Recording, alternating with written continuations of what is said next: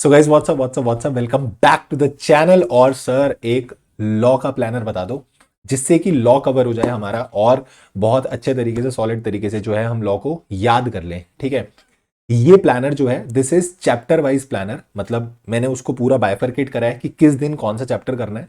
और ये प्लान जो है ये अगर आप देखोगे तो ये 8 दिन में आपका पूरा लॉ जो है वो कवर हो जाएगा। ठीक है, 8th डे भी मैंने रेसिडेरी रखा है कि अगर मान लो कि 7 दिन में थोड़ा बहुत भी ऊपर नीचे होता है, कोई पर्टिकुलर चैप्टर आपका थोड़ा सा ज्यादा टाइम ले गया, तो उसको आप एडजस्ट कर सकते हो 8वें दिन पे। ठीक, और ये जो प्लानर बना हुआ है ना, ये इस चीज को ध्यान में रखते हुए बना हुआ है कि जो बच्चे बोथ ग्रुप अपीयर हो रहे हैं फॉर द मे एग्जामिनेशन वो फॉलो कर सकते हैं। सर हमारा तो सिंगल ग्रुप है, हमारे पास तो 3 ही पेपर है सिर्फ, तो हम 8 दिन में अभी लॉ निपटा के क्या करेंगे। तो इसको आप 8 की जगह 10-12 दिन में भी कर सकते हो। इसी में थोड़ा थोड़ा टाइम और ऐड कर देना। वो कैसे रहेगा मैं बता देता हूं। जैसे मान लो कि फॉर एग्जाम्पल अगर आप देखोगे कि प्रीलिमिनरी वाले मैंने बोला कि जो फर्स्ट चैप्टर है उसको आप 2.5 से 3 घंटे दो। ठीक है, बट अगर आपके 3 ही पेपर है तो 3 पेपर में तुमको क्या करना है। 3 पेपर में एक काम करो, फर्स्ट पेपर अगर जैसे लॉ प्रिपेयर कर रहे हो तो प्रीलिमिनरी में 3 घंटे की जगह 5 घंटे दे सकते हो। 5 घंटे सर कैसे लगाएंगे, उसमें क्या करो कि फिर हर टॉपिक को लिख के देखो, क्योंकि आपके पास बहुत टाइम है तो you can do it very well. आप उसको लिख के देखोगे ना तो वो चीज याद हो जाएगी। ठीक है, बोथ ग्रुप वाले बच्चों के पास कंपेरेटिवली कम टाइम होगा। एक पर्टिकुलर वीडियो इस चीज पे कि पूरा जो हमको सारे सब्जेक्ट्स की रिवीजन कैसे करनी है बोथ ग्रुप की, और सारे सब्जेक्ट्स की रिवीजन कैसे करनी चाहिए एक सिंगल ग्रुप के केस में फॉर द मे अटेम्प्ट, तो उनकी सेपरेट वीडियो मैं तुमको रिकॉर्ड करके दे दूंगा कि उसको टाइमलाइन कैसे आप बना सकते हो। ठीक है, दूसरी चीज मैं ये बोल रहा हूं कि जिनका सिंगल ग्रुप है, सिंगल ग्रुप वालों को कोई टेंशन नहीं है। सिंगल ग्रुप वाले केस में आपके पास 3 महीने हैं और अभी से आज से ही ये कमिट कर लो कि मेरे को अभी पढ़ना है। ये मत सोचना कि मेरे पास 3 महीने हैं। ठीक है, कैसे कैसे इसको कवर करना है 8 दिन मैंने लिए, मतलब मैंने प्लान करा है कि इस दिन आप ये सेक्शंस कर सकते हो, ये चैप्टर साथ में कर सकते हो, और इसी ऑर्डर में करोगे तो भी बेटर रहेगा। इसको बेस रखकर अगर चाहते हो कि थोड़ा बहुत मेरे को ऊपर नीचे करना है तो कर सकते हो, मतलब कि कोई चैप्टर बाद में करना है you can switch, you want to switch. ठीक है, तो दैट यू कैन स्विच, मतलब उसको आप ऊपर नीचे कर सकते हो। और कोई पर्टिकुलर चैप्टर तुम्हें ऐसा लग रहा है कि ये मेरे को बहुत अच्छे से याद है, मतलब जब मैंने क्लास की थी तो मेरे को बहुत अच्छे से याद था, अभी भी याद है, और उसमें मुझे इस टाइम टेबल के अकॉर्डिंगली टाइम कम लगेगा, तो वो टाइम को वहां से बचाकर फिर वो टाइम को एलोकेट कर देना किसी दूसरे चैप्टर के अंदर। ठीक है, मतलब मेरा मेजरली पर्पस ये है कहना कि अगर थोड़ा बहुत भी इसको ऊपर नीचे करना है तो यू कैन डू इट, इस पे रिजिड होने की कोई आवश्यकता नहीं है। जैसा ये प्लान दिया हुआ है इसको थोड़ा बहुत अपने अकॉर्डिंगली मोल्ड कर सकते हो। ठीक है, तो जैसे फर्स्ट डे आप उठाओ तो प्रीलिमिनरी आप उठा लोगे, और मेरे को लगता है उसमें डेफिनेशन वाला पार्ट है तो 2.5 से 3 घंटे में आराम से हो जाएगा। उसके बाद इनकॉर्पोरेशन को 2 पार्ट में पढ़ लेना। सेक्शन 3 से लेके सेक्शन 10 के बीच में वो 4-5 वाला जो रेंज है जिसमें अल्ट्रा वायर्स और वो सब डॉक्ट्रिन आएंगी वो इंपॉर्टेंट रहेगा। फिर 11 से लेके 22 अलग स्लॉट बनाना जिसमें वो सारे कवर हो जाएंगे। ठीक है, और एक अलग से 2 घंटे का उसी दिन एक प्लान कर लेना कि मुझे डिपॉजिट्स की डेफिनेशन याद करनी है। ठीक, मैं फिर बार बार बोल रहा हूं, अगर ऐसा लगता है कि मेरे पास बहुत टाइम है because I am giving only a single group, तो then in that case what you can do is extend the timing. इसको बांट लेना 8 की जगह इसको 12 दिन या 13 दिन में कवर कर लेना, कोई दिक्कत नहीं है। बट मैं बोलूंगा 12-13 दिन से ऊपर मत जाने देना सिंगल ग्रुप वाले भी, क्योंकि सिंगल ग्रुप अगर होगा ना तो उस केस में भी आपको अभी अकाउंट्स और टैक्स में भी टाइम देना है। कंपेरेटिवली अकाउंट्स का सिलेबस और ज्यादा होगा और टैक्स में भी तुमको टाइम लगेगा जिसमें क्वेश्चंस करने पड़ेंगे, तो वो टाइम थोड़ा सा वहां दे देना। अगर इसको 12 दिन में निपटा रहे हो तो टैक्स कहीं ना कहीं 15 दिन लेगा आराम से। ठीक है, और अकाउंट्स भी 15 से 16 दिन आराम से ले लेगा। तो फर्स्ट रिवीजन आपको इतना टाइम देना पड़ेगा। और एक चीज मैं तुमको पहले ही बोल देता हूं, this is the first revision you are going to start now. ठीक है, टुडे इज 7 जिस दिन मैं ये रिकॉर्ड कर रहा हूं वीडियो, और अब से लेके एग्जाम स्टार्ट होने में एग्जैक्ट अराउंड 80 डेज है। ठीक है, बहुत 80 डेज के आसपास ही है, इससे ज्यादा नहीं है। 80 डेज में से अगर आप फर्स्ट रिवीजन अभी कर रहे हो तो मैं आपको बोल दे रहा हूं फर्स्ट रिवीजन को सॉलिड टाइम देना। जितना टाइम अच्छे से फर्स्ट रिवीजन में दोगे ना उतना सेकंड और थर्ड रिवीजन का टाइम कम हो जाएगा। बट अगर तुमने फर्स्ट रिवीजन सिर्फ भगा दी, मतलब तुमने सिर्फ उसको जल्दी जल्दी खत्म करने की कोशिश करी कि सर ने तो 8 दिन बोला हम तो 5 दिन में खत्म करके दिखाएंगे लॉ को, तो फिर वो रिवीजन रिवीजन नहीं है। सेकंड टाइम जब दोबारा बैठोगे ना, दोबारा से 5 क्या फिर दोबारा 7 दिन भी लग जाएंगे। तो फर्स्ट रिवीजन को फुल टाइम देना। मेरे को लग रहा है 12 दिन, 12 दिन लगाओ, 13 दिन लग रहे हैं 13 दिन लगाओ, ऐसा भी नहीं कि 20 दिन लगा दो, बट अच्छे से फर्स्ट रिवीजन को टाइम देके करना। ठीक है, सेकेंड डे डिपॉजिट जो बचा हुआ पोर्शन है वो उठा के डिविडेंड और चार्जेस छोटे छोटे चैप्टर है तो वो उसी दिन निपट जाएंगे। शेयर कैपिटल को मैंने बाइफरकेट करा है, एक ही चैप्टर है पूरा, एक दिन में निपटा सकते हो पूरा चैप्टर, ऑल्दो बड़ा चैप्टर है बट उसको मैंने सेक्शन वाइज ब्रेक कर दिया है। मैंने क्लास में पढ़ाया भी ऐसे ही है, कोई डायरेक्टली 1 to 1 कि आप सीधा लाइन वाइज सेक्शन पढ़ रहे हो ऐसा नहीं पढ़ाया हमने। तो जो सेक्शन जिस चीज से रिलेटेड है मैंने वही सेक्शन आपको स्क्रीन में लिख के दिया है। लाइक 43, 52, 53, 55, 42। अब देखोगे तो 42 प्रोस्पेक्टस चैप्टर का है, that is in the chapter prospectus. Section 40, 39 allotment और ये 40 वाला जो हो गया, ये सारे प्रोस्पेक्टस चैप्टर के सेक्शन है बट स्टिल मैंने इसको शेयर कैपिटल की हेडिंग में लिखा है। उसका रीजन ये है कि इसको यहीं पर ही पढ़ना है। सर यहां कैसे वो अटैच हुआ है, उसके लिए काम करना, उसके लिए रिवीजन वीडियोस पे चले जाना और रिवीजन वीडियोस में तुमको हिंट मिल जाएगा कि कैसे वो सेक्शन इनसे कनेक्टेड है। ठीक है, go to the channel, revision video देखना और रिवीजन वीडियो में तुमको इस चीज का हिंट मिल जाएगा। तो मैं बोल रहा हूं इनको इसी सेक्शन के साथ पढ़ना, एक फ्लो में ये सेक्शंस जाएंगे और अच्छे से याद भी हो जाएंगे। ठीक है, then go with the section 56, 57, 58, वो ट्रांसफर ट्रांसमिशन वाले हैं। ठीक है, उसके बाद बायबैक अलग से 2-3 घंटे देना उसको, क्योंकि बायबैक का अलग से बहुत इंपॉर्टेंस रहने वाला है और पेपर में आता भी है। और डिवेंचर का अलग से पूरा एक सेक्शन है 71, तो उसको ऐसे मान लो कि वो एक छोटू सा सेपरेट चैप्टर है जिसको तुमको साथ में निपटाना है। ठीक, उसके बाद अकाउंट्स ऑफ कंपनीज कर लेना। सेक्शन 132 और 135 दोनों बड़े बड़े सेक्शन हैं, तो उनके लिए एक अलग स्लॉट बनाना जिसमें वो दोनों सेक्शन सिर्फ करो, 132 एनएफआरए वाला और 135 आपका सीएसआर वाला। ठीक है, ऑडिट एंड ऑडिटर्स तुम्हारा 4-4.5 घंटे में आप कंप्लीट निपट जाएगा और प्रोस्पेक्टस भी मेरे हिसाब से 3-4 घंटे में आराम से हो जाएगा। ठीक है, मैनेजमेंट एंड एडमिनिस्ट्रेशन को 2 स्लॉट में बांट लेना, 2 भी क्या इंस्टेड 3 स्लॉट्स में बांटना। पहला 88 से 95 वाला केस अलग रखना जिसमें रजिस्टर और वो एसबीओ वाला टॉपिक है, सिग्निफिकेंट बेनिफिशियल ऑनर। उसके बाद जो आपका 101 से लेके 110 वाले जो सेक्शंस हैं वो सबसे भारी सेक्शन है, तो उसमें 4.5-5 घंटे लगाना आराम से। ठीक है, उसको टाइम देना क्योंकि उसके अंदर e voting, postal ballot, proxy सब आ जाएगा। ठीक, उसके बाद 111 से लेके 122 में कुछ कुछ सेक्शन थोड़े भारी हैं, कुछ इजी हैं, तो वो मैनेज हो जाएगा। ठीक, और फॉरेन कंपनीज 2 घंटे में हो जाएगा। 1 घंटे की मेरे ख्याल से रिवीजन वीडियो है, उसको देखोगे और 1 घंटे याद करने में लगाओगे या आधा घंटा ऊपर मान लो। ठीक है, then go with the LLP act, उसके बाद फेमा करना और लास्ट में उठाना जनरल क्लॉज एक्ट और इंटरप्रिटेशन ऑफ स्टैट्यूट्स को। उनको पहले उठाने के लिए क्यों नहीं बोल रहा हूं, पहले सारा टेक्निकल वाला पोर्शन निपटा लेना, उसमें रट्टाफिकेशन बहुत ज्यादा है। सर हमको ना ऐसा हो जाता है कि जो जनरल क्लॉज एक्ट है और इंटरप्रिटेशन ऑफ स्टैट्यूट्स है वो हम भूल जाते हैं बार बार और उसकी लैंग्वेज हम पेपर में लिख नहीं पा रहे। तो उसके लिए एक सजेशन मैं ये दे देता हूं, ऐसा कर लेना, अभी याद कर लिया, 2-4 दिन बाद फिर उसे पढ़ लेना। मतलब या तो उसको रेगुलरली टच में रखो जिसमें आप क्या करते हो कि वो आपको याद हो जाएगा, या फिर अभी मैं तुमको कुछ यूजफुल इंसाइट्स बताऊंगा, कुछ इंपॉर्टेंट चीजें बताऊंगा, तो उसमें मैंने ये लिख भी दिया है कि अगर आप इंटरप्रिटेशन ऑफ स्टैट्यूट्स और जीसीए पे प्रेशर नहीं भी देना चाह रहे तो कोई बात नहीं, इतना फोकस मत करना उस पर। मतलब कि ये नहीं मैं बोल रहा कि छोड़ के चले जाओ, मैं ये बोलना चाह रहा हूं इन 2 चैप्टर्स की वजह से इतना लोड नहीं लेना अपने को। ठीक है, क्योंकि बाकी जो कॉर्पोरेट लॉ है जिसके अंदर एलएलपी और वो सब कवर हो गया, बहुत ज्यादा वेटेज का आएगा। ये नहीं मैं बोल रहा कि छोड़ के जाना है, बट ये दोनों चैप्टर को बिल्कुल लास्ट पे रखना, बट इनको करके जरूर जाना। ठीक है, एंड हमेशा ध्यान रखना एग्जामिशन अगर लानी है, एग्जामिशन तभी आएगी when you are done with 100% of your syllabus. कुछ भी छोड़ के नहीं जाना। तुम्हारे दिमाग में क्या चलता है, सर मेरे को फेमा नहीं हो रहा, फेमा छोड़ दूं, सर मेरे को ना इंटरप्रिटेशन ऑफ स्टैट्यूट समझ ही नहीं आ रहा है तो आईयूएस छोड़ के चला जाऊं, सर जीसीए की लैंग्वेज मेरे को याद नहीं हो रही, जीसीए छोड़ दूं। कुछ नहीं छोड़ना।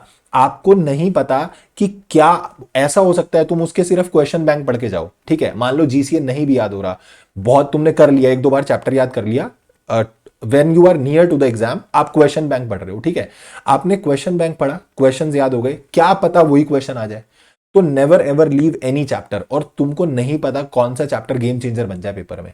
ठीक है, तो कोई भी चैप्टर छोड़ के मत जाना, मैंने इसलिए लास्ट पे रखा है और 8 दिन के अंदर ये प्लान कंप्लीट करा है जिसमें तुम्हारा पूरा लॉ कवर हो जाएगा। This is the first time you are going to revise the entire subject after you have taken your classes. जब आपने क्लासेस ली थी उसके बाद अब आप पहली बार रिवाइज करने बैठ रहे हो। मेक श्योर अच्छे से रिवाइज करना। और यहां रिवीजन का मतलब क्या है अभी मैं समझाऊंगा, कैसे रिवाइज करना है। ये तो मैंने चैप्टर्स बांटे कि आप इस तरीके से कवर कर सकते हो। ठीक है, अब मैं बताता हूं कुछ इंपॉर्टेंट चीजें। पहला, सिर्फ रीड नहीं करना है टॉपिक को, आपको लर्न करना है। ठीक, आप क्या करते हो, आप उसको पढ़े जा रहे हो सिर्फ। When you are only reading that topic वो रिटेन नहीं होगा, आपको लर्न करना पड़ेगा, उसको याद करना पड़ेगा। सर याद कैसे होगा, याद करने के लिए अगर तुमको लग रहा है तुम भूल रहे हो बार बार, सर मेरे को अभी याद कर लिया था मैंने आज, फिर मैं कल परसों उठाया तो मैं दोबारा भूल गया, लगता है ऐसा कि दोबारा भूल जाते हो, take a copy and pen, pen copy लेके बैठो, रजिस्टर लेके बैठो, और जैसे ही कोई टॉपिक को याद करो उसे लिख के देखो। यही चीज मैं बोल रहा था, जिनके पास सिंगल ग्रुप है उनके लिए ये वाली चीज बहुत बहुत बहुत रेलेवेंट है, क्योंकि तुम्हारे पास बहुत टाइम है। ठीक है, 3 पेपर है आपके पास और 3 महीने, लगभग 80 दिन है तुम्हारे पास। तो उन 80 दिन में बहुत प्यार से हो सकती है ये चीज। मतलब तुमको कोई टॉपिक लग रहा है नहीं याद हो रहा, याद करो अच्छे से, उसको लाइन बाय लाइन याद करो और उसे लिख के देखो। बोथ ग्रुप वाले केसेस में मैं ये बोलूंगा कि अगर कोई पर्टिकुलर टॉपिक है जो तुमको लगता है कि वो डिफिकल्ट है, then you should write it. आप जितना लिखोगे ना, मैं बता रहा हूं तुमको, खुद से लिखी हुई चीज ज्यादा याद रहती है। ठीक है, मैं कितना भी लिखवा लूं, दैट डजेंट मैटर। जब हम कोई चीज खुद से लिखेंगे ना, दिस इज पर्सनल एक्सपीरियंस, आप पेपर में बैठ के आपको याद आएगा, यार मैंने ऐसा कहीं पे कुछ तो लिखा था, तो that will help you a lot. ठीक है, दूसरी चीज कि मैंने बोल दिया तुमको सेक्शन 7 के साथ लिख के चलने हैं, जिसमें तुम्हारी रिटेंशन इंक्रीज हो जाएगी। अगर सारे लिख सकते हो, मैं तो बोलूंगा सारे लिखो। ठीक, बट तुमको लग रहा है कि नहीं, तो फिर आप जिस क्वेश्चन को आपको लग रहा है ना कि ये बहुत भारी क्वेश्चन है या ये बहुत ऐसा आड़ा तेरा टॉपिक है, कोई सेक्शन है, तो उसको लिख लो एक बार। ठीक है, एंड मैं बोलूंगा यही सेम प्रैक्टिस ना बाकी सब्जेक्ट्स में भी फॉलो करो। जैसे ऑडिट है, तो ऑडिट भी थ्योरेटिकल सब्जेक्ट है, उसमें भी ये चीज फॉलो करो। क्वेश्चंस करते हो प्रैक्टिकल, जब डीटी के क्वेश्चन कर रहे हो, अकाउंट्स के क्वेश्चन कर रहे हो, तो डोंट गो लाइक दैट कि कैलकुलेटर लेके बैठ गए और बस कैलसी पे सॉल्व किए जा रहे हैं, हाँ प्लस हो गया प्लस हो गया। देखो जो बहुत इजी क्वेश्चन है, मैं समझता हूं कि उसको कैलसी कैलसी भी निपटा दिया, but try to do it on your own, मतलब करके देखो उस क्वेश्चन को। ठीक है, फिर बोल रहा हूं, इसी चीज का एडवांटेज यही होगा, जब आप खुद से हाथ चलाओगे ना, तो वो पेपर में भी चलेगा, वो पेपर में याद आएगा कि मैंने ऐसा किया हुआ है। कैलसी पे करके बैठे रहोगे तो वो याद नहीं आएगा। तीसरी चीज सबसे इंपॉर्टेंट, सिर्फ आपको एक मटेरियल पे स्टिक्ड रहना है। ठीक, ये चीजें नहीं करनी है कि इस चैप्टर का भी, कई बच्चे मैंने देखा क्या करते हैं, इस चैप्टर का ये वाला टॉपिक यहां से कर लेता हूं, इस चैप्टर का ये वाला टॉपिक इस बुक से कर लेता हूं, ये इस नोट से कर लेता हूं। गलत अप्रोच है, टोटली गलत अप्रोच है, ये मत करना। ठीक है, एक मटेरियल फॉलो करो। आप जिन भी ऑथर से पढ़े हैं, जिन भी टीचर से पढ़े हैं, आप उस पर्टिकुलर ऑथर की बुक ले लीजिए, आप उस टीचर की बुक ले लीजिए। ठीक है, मेरे से पढ़े तो मेरी बुक तुम्हारे पास फॉर श्योर होगी। आप उस बुक को लो और उस बुक के अकॉर्डिंगली ही फॉलो करो, मतलब ब्लाइंडली ट्रस्ट करो कि yes everyone is doing good. ठीक है, सब अच्छा पढ़ा रहे हैं, तो ब्लाइंडली ट्रस्ट करो कि भैया अच्छा, एकदम सब हमें अच्छा समझ में आया है और हमसे हो जाएगा। ठीक है, and go with that material only, do not change your material again and again, बार बार उसे चेंज मत करो। चौथी चीज मैं बोलूंगा, तीसरी चीज के बाद चौथी चीज, अगर तुमको एग्जामिशन लानी है ना, मिनिमम एग्जामिशन लानी है, तो मैं बोलूंगा 30 में से 25 मार्क्स एमसीक्यू में फोड़ देना। ठीक है, और अगर 25 मार्क्स एमसीक्यू में आ गए ना 30 में से, तो भैया बचा हुआ पेपर होता है 70 नंबर का। 70 नंबर में से आधे भी आएंगे ना, मैं बोल रहा हूं 35, तो 35 and 25 will give you exemption 60। ठीक है, आधे भी मैं बोल रहा हूं, बेयर मिनिमम, हद लेवल गलत पेपर भी, अगर तुम गलत भी करके आते हो, कुछ चेकिंग भी थोड़ी ऐसी, मैं बोल रहा हूं आधे तो देगा 70 में से, तो then it will be 35। But अगर तुम्हारे एमसीक्यू में 25 है तो, और एमसीक्यू में नंबर लाना is comparatively easy in the theory subject.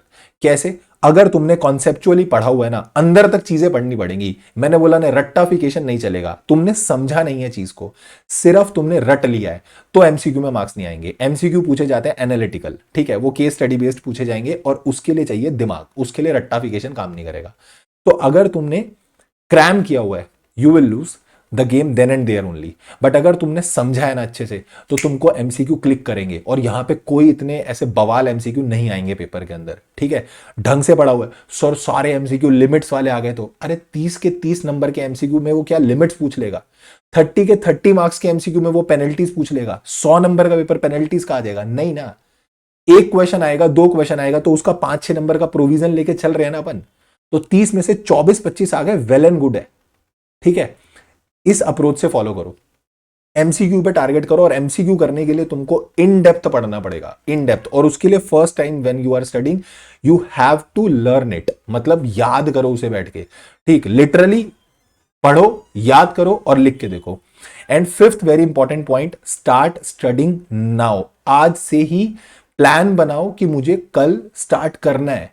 ठीक है, मतलब आज मैंने प्लान बनाया, I have to start this chapter right now. कल कभी नहीं आने वाला। आप सोच रहे हो कल से मैं स्टार्ट कर लूंगा, 8 दिन का है, कोई नहीं, सर ने भी तो एक दिन रेसिडेरी डाला है, तो मैं उसको कवर कर लूंगा, मेरा वो वाला एक दिन बच जाएगा। नहीं बचेगा। ठीक है, कभी कभी बीच में थोड़ा, कभी किसी दिन ऐसा रहेगा कि किसी दिन नहीं हो रहा, लॉ बहुत ऐसा लॉ में लग रहा है कि नहीं यार आज नहीं मन कर रहा, थोड़ा लो फील कर रहे हो, प्रैक्टिकल सब्जेक्ट उठा ली किसी दिन, बट आज से स्टार्ट तो करो। आपको लग रहा है अभी तो 3 महीने है, तो 3 महीने कब निकल जाएंगे आपको पता भी नहीं चलेगा। यू आर फीलिंग लाइक कि 3 पेपर है मेरे, अगर मैं सिंगल ग्रुप दे रहा हूं तो 3 पेपर तो मैं आराम से निपटा लूंगा, या मैं बहुत ऐसा तुर रहा हूं तो मेरे को सब कुछ याद है, मैं बहुत ग्रुप भी दे रहा हूं तो लास्ट के 1-1.5 महीने में याद करके मैं चला जाऊंगा। टोटल गलत अप्रोच है। Please please please do not do this. आज ही से पढ़ना स्टार्ट करो, ठीक है। जितना अभी से पढ़ोगे उतना टाइम बचेगा, उसको और दोबारा उसी सब्जेक्ट में लगा पाओगे, उतना प्रोडक्टिव यूज निकल कर आएगा उसका।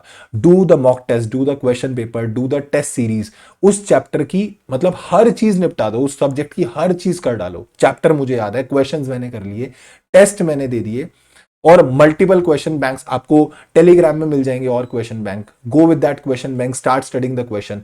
क्वेश्चन रखो अपने सामने, जैसे ही आपने कोई चैप्टर खत्म करा क्वेश्चन रखो सामने, और क्वेश्चन को उसी समय एनालाइज करो कि मैंने जो चैप्टर पढ़ा, क्या मैं इस पर्टिकुलर क्वेश्चन का प्रोविजन जो है वो रिकॉल कर पा रहा हूं या नहीं कर पा रहा।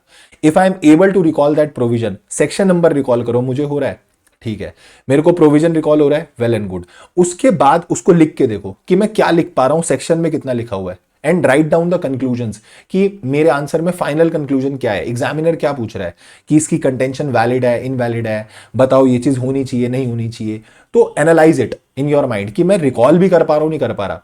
आपको तभी समझ में आ जाएगा कि आपने ये वाला चैप्टर जो करा है ना अभी खत्म, वो याद हुआ भी है या नहीं हुआ। वहीं पे तुमको रियलाइजेशन हो जाएगा कि तुमने याद नहीं करा है, तुमने बस चैप्टर उड़ा दिया है, ठीक है। And star mark the questions. जो भी आपको लगता है ये पर्टिकुलर टॉपिक डिफिकल्ट है, ये क्वेश्चन डिफिकल्ट है, मुझे दोबारा देखना पड़ेगा, उसको मार्क कर लो। क्यों? वो सेकंड टाइम जब रिवीजन करोगे, थर्ड टाइम जब रिवीजन करोगे, तो वो चीज तुमको हेल्प करेगी कि मुझे इस पे एक्स्ट्रा फोकस रखना है, और ये चीज तुमको जो वो लास्ट के 1.5 डेज होंगे ना उसमें भी हेल्प करेगी, ठीक है। सर अभी आप फर्स्ट रिवीजन का सारा बताए जा रहे हो, तो सेकंड और थर्ड रिवीजन कैसे करनी है, you need not to worry about that, ठीक है। मैंने तुमको बोला ना, उसकी पर्टिकुलर वीडियोस मैं तुमको दे दूंगा, इवन सारे सब्जेक्ट की भी मैं तुमको बना के दूंगा वीडियो, ठीक है। फिर मैंने बोला ज्यादा प्रेशर मत लेना इंटरप्रिटेशन का और जीसीए का, उसको लास्ट पे रख के चलना। यहां इस लाइन का इंटरप्रिटेशन ये नहीं है कि सर ने बोला आईयूएस जीसीए का प्रेशर नहीं लेना, इसका वाला उसको छोड़ के जा सकते हैं, पिट जाओगे, एकदम पिटाई हो जाएगी, पिटाई, ठीक है। उसको छोड़ के नहीं जाना है, उसकी भी वेटेज है, उसकी भी अहमियत है, ठीक है, उसको भी इज्जत देनी है। रिवीजन सेशंस जो है और क्वेश्चन आंसर सेशन, वो सब जो है वो तुमको यूट्यूब चैनल पे मिल जाएंगे। कोई भी तुमको टॉपिक में डाउट रहे, दिस इज द चैनल। और एक एक चीज इन डेप्थ कराई हुई है मैंने, मतलब इन डेप्थ रिवीजन है, ऐसे बिल्कुल ऐसा फास्ट फॉरवर्ड रिवीजन नहीं है। अभी तो ये इन डेप्थ रिवीजन है जिसके अंदर हर एक टॉपिक बहुत क्लैरिटी से समझाया हुआ है। कोई भी टॉपिक में फंसो, गो विद दैट, ठीक है, मस्त एकदम चैप्टर कवर हो जाएगा। कोई भी डाउट रहे तो वहां, या तो वहां पे कमेंट में लिख देना, या फिर मेरे को व्हाट्सएप पे, टेलीग्राम पे, कहीं पे भी मैसेज कर देना। RTP, MTP, MCQs, case scenario, इन सब की जो भी और वीडियोस हैं और जो भी कंटेंट है वो मैं यूट्यूब चैनल पर ही डालूंगा। बस एक यूट्यूब चैनल जो है वो ज्वाइन कर लेना।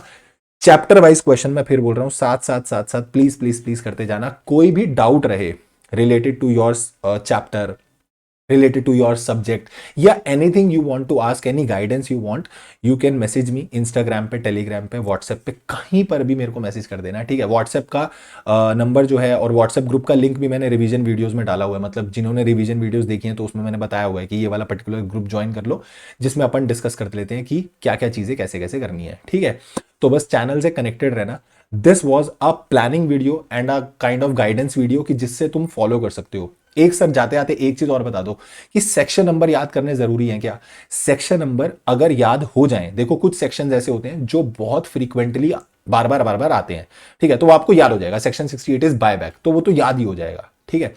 बट कोई कोई ऐसे सेक्शन होते हैं जिन पे तुमको थोड़ा पेन लेना पड़ेगा कि मुझे याद करना है, तो कुछ तो याद करने पड़ेंगे। अगर तुमको लगता है कि कोई पर्टिकुलर का सेक्शन, सब सेक्शन मुझे नहीं याद हो रहा, तो कोई बात नहीं, फिर पेपर में उसको मैं बताऊंगा कि राइटिंग सेशन में I will take the writing sessions also, question answer में, जिसमें जूम में हम लोग डिस्कस करेंगे 1-to-1। I will be discussing with you, it will be a 2-वे कम्युनिकेशन, इंटरेक्शन होगा तुम्हारा मेरा, कि मैं तुमसे सवाल पूछूंगा, आई विल आस्क कि बताओ इसको कैसे प्रेजेंट करेंगे, कैसे शुरू करेंगे। वहां पर मैं ये चीज समझाऊंगा and that will be free for all, YouTube पे होगा, ठीक है। उसकी इंफॉर्मेशन भी तुमको टेलीग्राम में मिल जाएगी, यूट्यूब पे मैं उसकी वीडियो भी डाल दूंगा। तो उसमें हम ये सीखेंगे कि कैसे आंसर को लिखना है। तो वहां पर you will get to know कि अगर मुझे नहीं भी आ रहा मान लो सेक्शन नंबर याद, how I will be able to write, ठीक है। तो उस चीज को ध्यान में रख के चलना, और कोई टेंशन वाली बात नहीं है। बस मजे से पढ़ो, एकदम बढ़िया पढ़ो, ठीक है, अच्छे से याद करो, and you have to score 70+। मैं सच्ची बोल रहा हूं, कोई मुश्किल नहीं है 70+ लाना, ठीक है। अगर सही अप्रोच से पढ़ोगे ना, you can score 70+ in law very easily, ठीक है। बाकी बस ये जो चैनल्स हैं इनको ज्वाइन कर लेना, ठीक है। This is the YouTube channel जहां पे सारी वीडियोस आएंगी, और जो टेलीग्राम चैनल रहेगा वो रहेगा सीए करण कुमार, लिंक तुमको दे रखा है। और इंस्टाग्राम हैंडल ज्वाइन कर लेना। बस this is all for this video. ये वाली जो पीडीएफ है अगर ये भी चाहिए तो इसी टेलीग्राम चैनल में मिल जाएगी, जाके डाउनलोड कर लेना। This is all about this video. मिलूंगा नेक्स्ट वीडियो में। This is all for today. Thank you so much. Take care, tata, bye bye. And I always say keep working very very hard as someone somewhere is waiting for success. Thank you so much. Tata, bye bye.